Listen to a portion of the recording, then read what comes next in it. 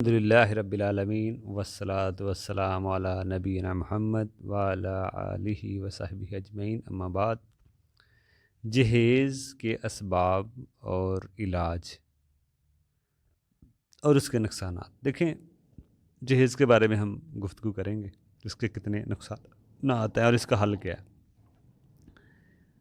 دیکھیں، یہ ایک ایسی بری چیز ہے ہمارے معاشرے میں، ایک جرم ہے ہمارے معاشرے میں، ایک لعنت ہے، پھر بھی معاشرے میں یہ عام ہے۔ حالانکہ بری چیز ہے، جرم بھی ہے، ظاہر بات ہے، ظلماً کسی کا مال آپ لیتے ہیں مجبور کر کے، آگے بندے کو مجبوری میں وہ دیتا ہے تو جرم ہی بن گیا، تو ایک بری چیز ہے معاشرے میں، پھر بھی یہ رائج ہے، عام ہے۔ دیکھیں، ہمارے مسلم معاشرے میں شادی کا اسلامی تصور نہیں ہے۔ جو ہمارا مسلم معاشرہ ہے، اس میں شادی کا جو صحیح اسلامی تصور نہ لوگوں کو اس کا پتہ نہیں ہے۔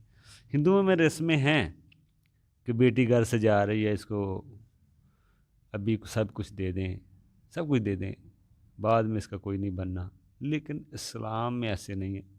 اسلام میں یہ تصور نہیں ہے۔ شادی اگر ہوتی بھی ہے کسی لڑکی کی تو اس کا مسئلہ ختم نہیں ہو جاتا پیچھے وارثوں سے، ماں باپ بہن بھائیوں سے تعلق اس کا رہتا ہے۔ جیسے آپ دیکھتے ہیں، باپ فوت ہوتا ہے، ماں فوت ہوتی ہے، تو وہ بیٹی آگے چلی جاتی ہے تو اس کو مال نہیں ملتا، ماں کے مال سے بھی ملتا ہے، باپ کے مال سے بھی ملتا ہے، وہ لوگ دیتے نہیں ہیں، ظلماً ظالم قسم کے کچھ لوگ اس کو مجبوری سے فائدہ لے لیتے ہیں، نہیں دیتے، لیکن حق تو ہے نا۔ اگر کوئی نہیں دیتا ہے تو وہ ظالم یہاں نہیں آگے دے گا، لیکن ہم دیکھ رہے ہیں کہ اس کا حق تو ہے، ہمیشہ تعلق تو نہیں ختم ہوتا۔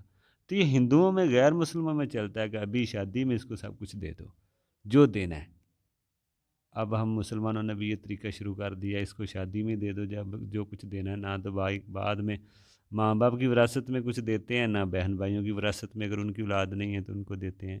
بہن بھائیوں میں اگر اولاد نہ ہو تو پھر بہن بھائیوں کو مال ملتا ہے اگر باپ نہ ہو۔ تو یہ چیزیں ہونی چاہیے۔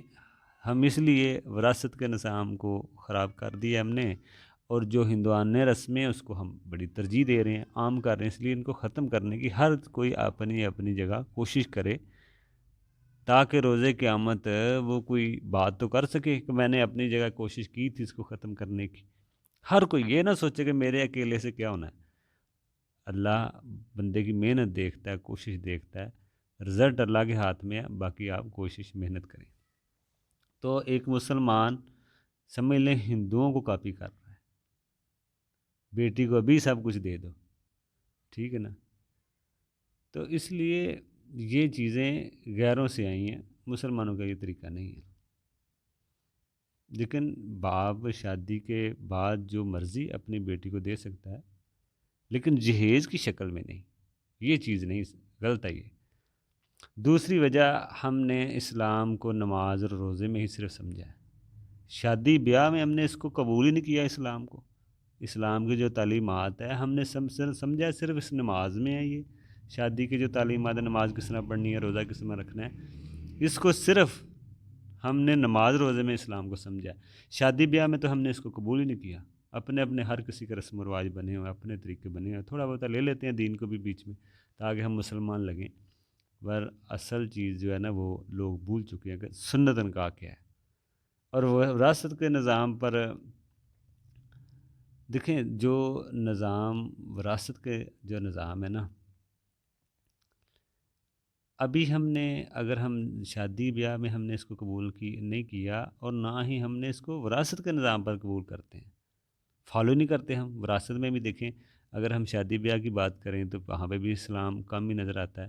اگر ہم وراثت کی بات کریں تو وہاں پہ بھی آپ دیکھیں گے ہر کوئی اپنے اپنے طریقے کے مطابق بانٹ رہا ہے، جس کا جہاں پہ چل رہا ہے، ٹھیک ہے نا، وہ چلا آ رہا ہے۔ تو وہاں پہ بھی آپ کو اسلام تو یہی کہتا ہے بہنوں کے حصے پہلے دو، بھائی بعد میں لیں، جن کے حصے مقرر ہیں، فرض ہیں، ان کو پہلے دیں۔ تو وہاں پہ بھی ہر کوئی اپنے من مانی طریقے سے بانٹ رہا ہوتا ہے۔ قرآن جس کو کون دیکھتا ہے، ہیلے بہانے سے لوگ حق کھا رہے ہوتے ہیں۔ تو اسلام صرف نماز روزے میں نہیں ہے، مسجد کی حد تک نہیں ہے، باہر بھی ہے۔ ان چیزوں میں بھی اسلام کو فالو کریں گے تو اس میں نجات ہے۔ نبی علیہ السلام کے دور میں جہیز کا کوئی تصور ہی نہیں تھا، ہم نے ان چیزوں کو ہندوؤں سے لیا ہے، کیونکہ ہندوؤں کی کتابوں میں اس کا ذکر ملتا ہے۔ ہم ان کے پڑوسی رہے ہیں، اس لیے ہم بھی کر رہے ہیں۔